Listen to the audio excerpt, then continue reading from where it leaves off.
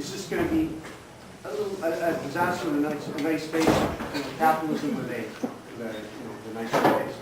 And it is capitalism too, this kind of stuff. It's exploiting nature, it's impoverishing nature, it's dominating nature.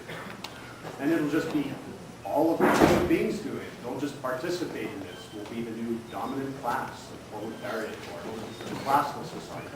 That's what I wanted to say about technique.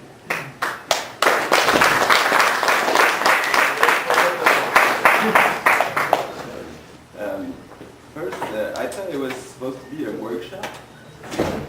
That was really my, I woke up this morning to come here and I didn't want, I dropped out of school because I hate school because it's somebody speaking and we just absorb.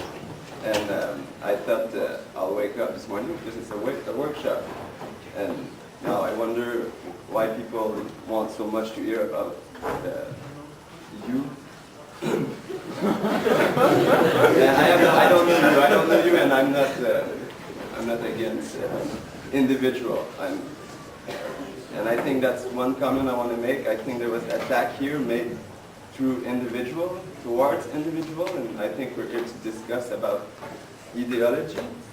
And I really hate when individual start bitching on one another. Well, maybe this is an example right here of kind of what we're talking about.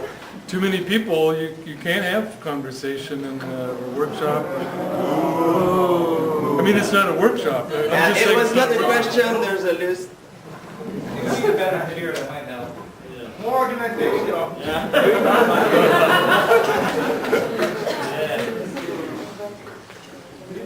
Okay,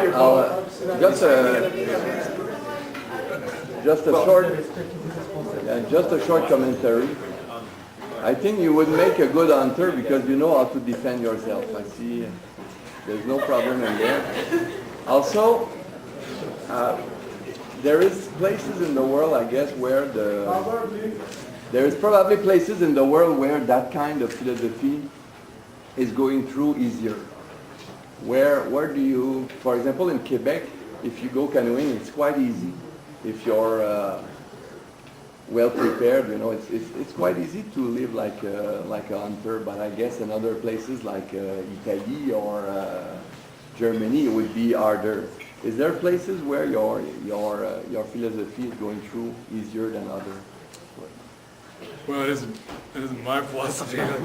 But I mentioned Brazil. I was just amazed to see that the anarchist movement there was a big conference called Carnaval Revolução, which started from, you could guess from the name, a much more kind of standard leftist sort of thing, and now it's an anarchist gathering. Extremely primitivist. That was. I mean, I don't speak Portuguese. I missed a hell of a lot, I'll tell you. But I kept being told that that's all that they're talking about, and I don't know why exactly. I mean, certainly there's huge amounts of the natural world to defend there. I mean, that's part of it, I guess. In terms of. But I've gotten to travel to some different places, and I don't know what the reason why.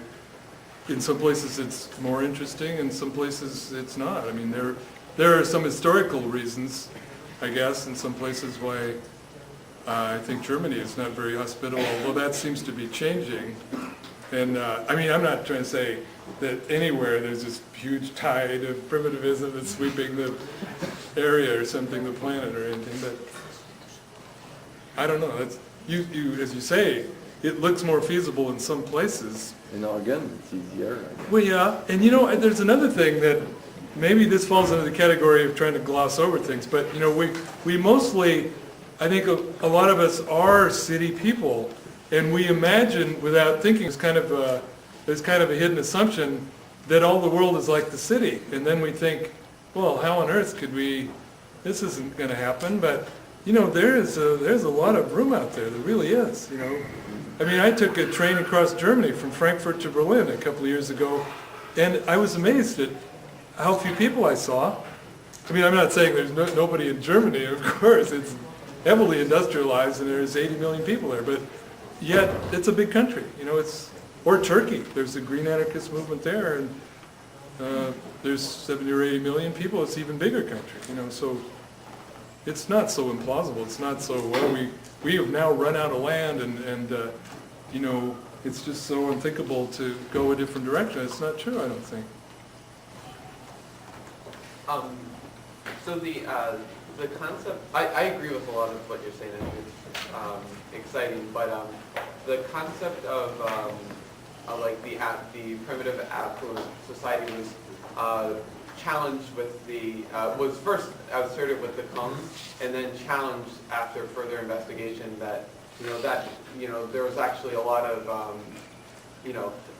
cultural situations that caused that was not being studied, that there was a lot of like they were essentially refugees from passed down through centuries. And I was wondering if you had any response to this sort of the challenge that the Kung were no longer sort of the prime example of an affluent hunter-gatherer society.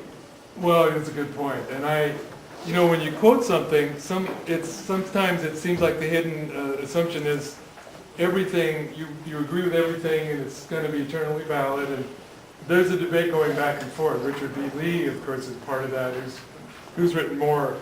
I mean, Stalin's, his thing is mostly Pacific, as you probably know, not the Kalahari Desert or anything. So, yeah, some of this has been challenged, that's for sure. Not what I read. I mean, because I was trying to make the basic point of how do we even look at what is affluence, or what is a progressively better life, or what isn't, in terms of social existence and consumerism, on that point. But I can see about the current literature, some of these debates.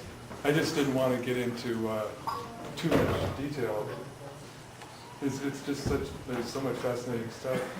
And yeah, and some of the things that have looked very marvelous and utopic have not turned out to be, and now of course, there's contact everywhere.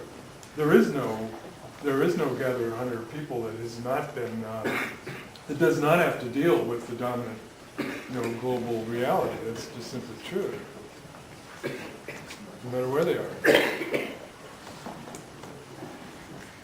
Please, yes. I'm just wondering how you reconcile kind of the problem that I see where if we go back, if we go to a primitive-based society, a primitive society, or a hunter-gatherer society, that the people that would be most disadvantaged in my mind would be women, especially pregnant women or women bearing children, and people with disabilities. And I just think, like, from my observance, I feel like you're not part of either of those groups, and I feel somewhat I don't want to say offended, but I get very concerned that that's not being addressed, because if coming from a line where childbirth is a hard thing in my family, like in the society that you're painting, I wouldn't survive. And I just don't understand how you can reconcile that, and how you can reconcile that with what my view of anarchism is, which is that we're fighting for a society that would give all people equal opportunity and equal access to resources, and I feel like you're promoting a society that would once again privilege the white able-bodied male. Well, I'm not expert on this, but there's a lot written about how childbirth is difficult now, but it didn't used to be difficult. The huge rise of cesarean and so on and so on, as I'm sure you know, in effect, childbirth now is practically treated as a disease, not as a natural thing. So, in other words, sometimes it's the problem of presentism. We didn't necessarily have the problems. And the question, I think of a related thing about how, well, women would not have any would not have any birth control. You'd be getting rid of all kinds of things that are needed. Well, that's not the case. I mean, there are different, and again, I'm not an expert on this, but it's in terms of herbal birth control and so forth, that's,